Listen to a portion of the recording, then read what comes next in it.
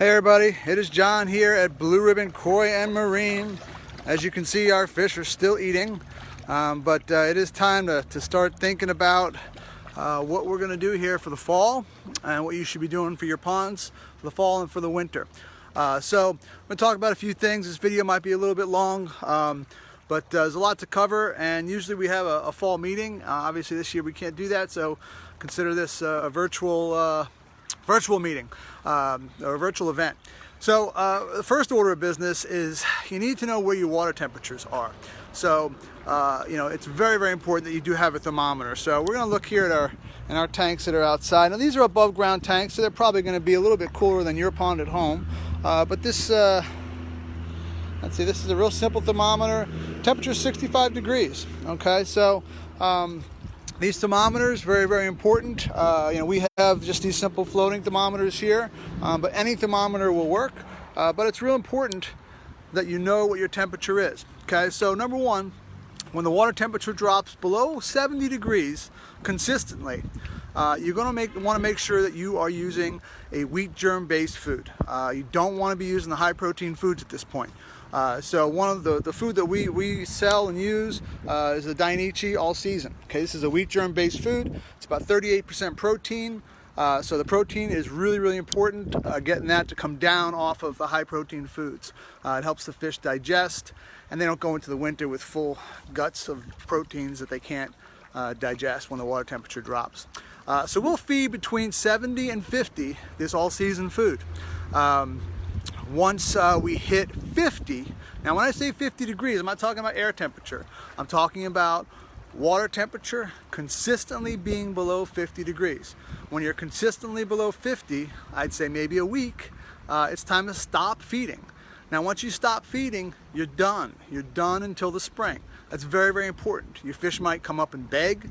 They might be at the surface kind of doing the old thing, especially around Thanksgiving. When we're all eating, they're looking at the pond. If it's somewhat warm, they're going to come up to eat. Don't feed them.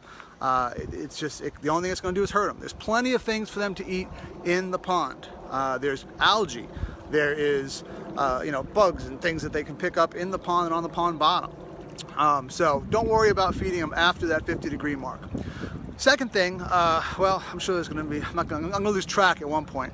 But the other thing to think about, since I did mention the bottom of the pond, very, very important to make sure that your fish go into the winter with the best quality water that you can give them. So that means, filters cleaned. That means all the gunk off the bottom of your pond, no leaves, no acorns, no sticks. All that stuff's got to come off the bottom of the pond. Otherwise, as your fish go dormant, they're literally sitting on top of all this decaying gunk in the pond.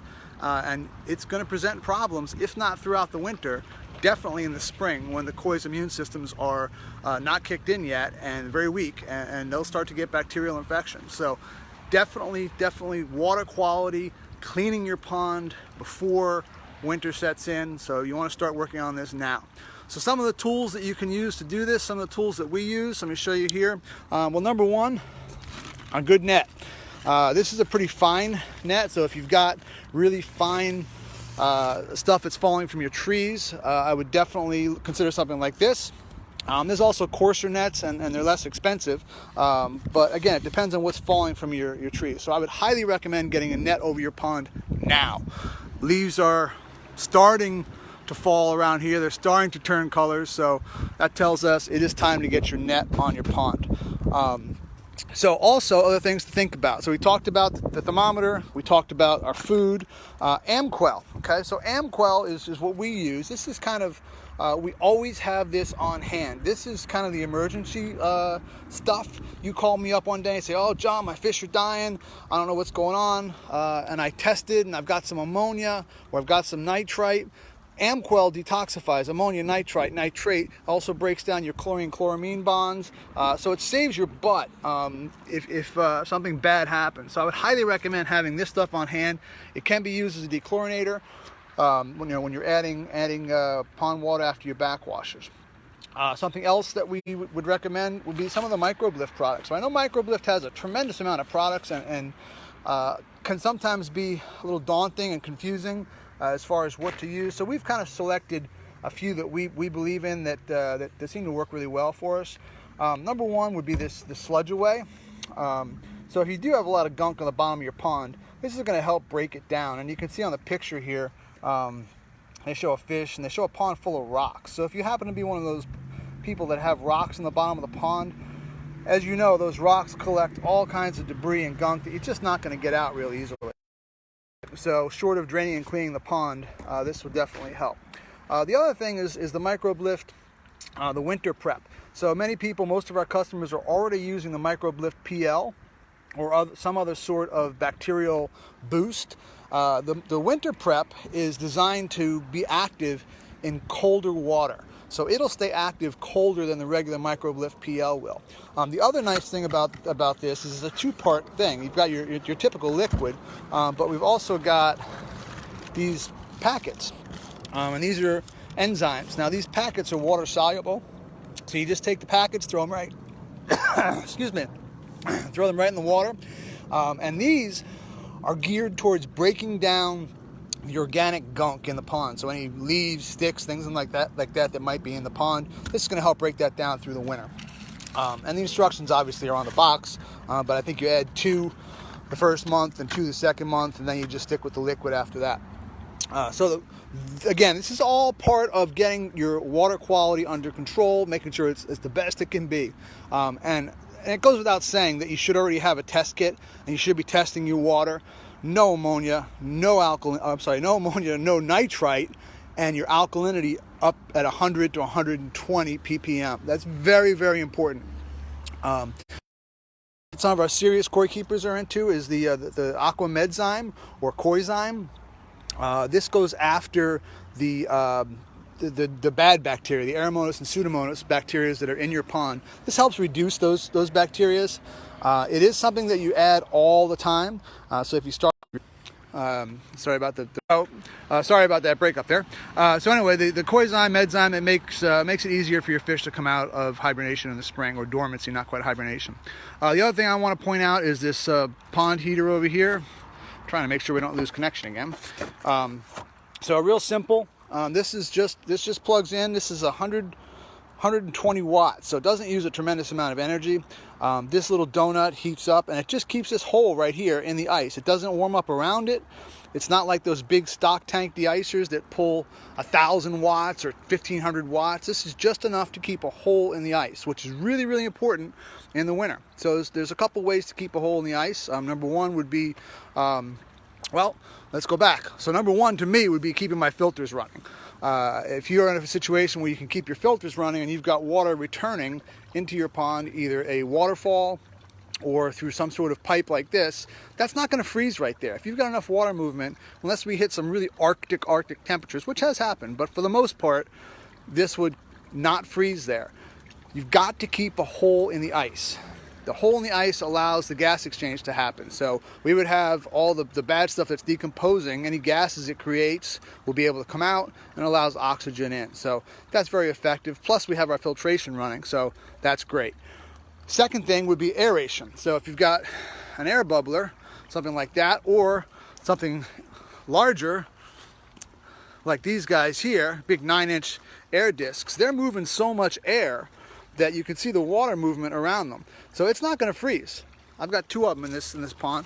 That water's not going to freeze right there because it's moving so much. So that's another great way to keep the surface from freezing completely, just leaving a hole in the ice.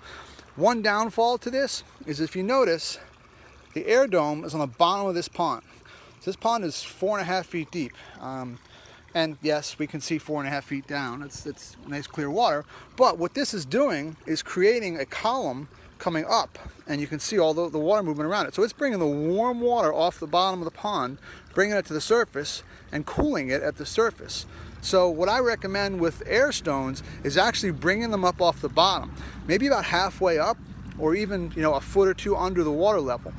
And that'll still give us the aeration that we need to keep the water from freezing, still putting some oxygen into the water, but it's not going to cool the water quite as much. So that's kind of a great thing to do there. And then, like I said, the other thing that you can do is simply take a heater and put it in, several heaters. I like this one because it only uses up to 1,200 watts. They say it's good for up to 2,000 gallon ponds. as long as you've got holes in the ice. Now please don't go banging on your tank or on your pond to put a hole in the ice. That's the worst thing you can do. If you've ever tapped a coin in a pool when you're underwater, you can hear how loud that is. Well, imagine it being frozen on top and somebody banging it with a sledgehammer, what that would sound like. So that's what it sounds like to the fish. So it really freaks them out, stresses them out. Last thing you want to do is bang on your pond. So if you get into a scenario where you don't have an aerator, you don't have a heater, you have no water movement, and your pond is frozen over, the only way to safely make a hole is use some hot water. Take some boiling hot water and keep pouring it into a spot until you can create a hole. Once you create that hole, you got to figure out how to keep it open. And at that point, I would probably say to get an air pump, an air stone, throw it in there, get to us, get a heater, put the heater in there, something. But ideally, don't let it freeze completely over. And if you do get into that trouble, hot water is what you want to do. All right, so I've covered a lot. There's obviously a lot more. These are just the basics. But right now, you should definitely know your water temperature. You should be looking at what you're feeding, and you should plan on getting your pond netted.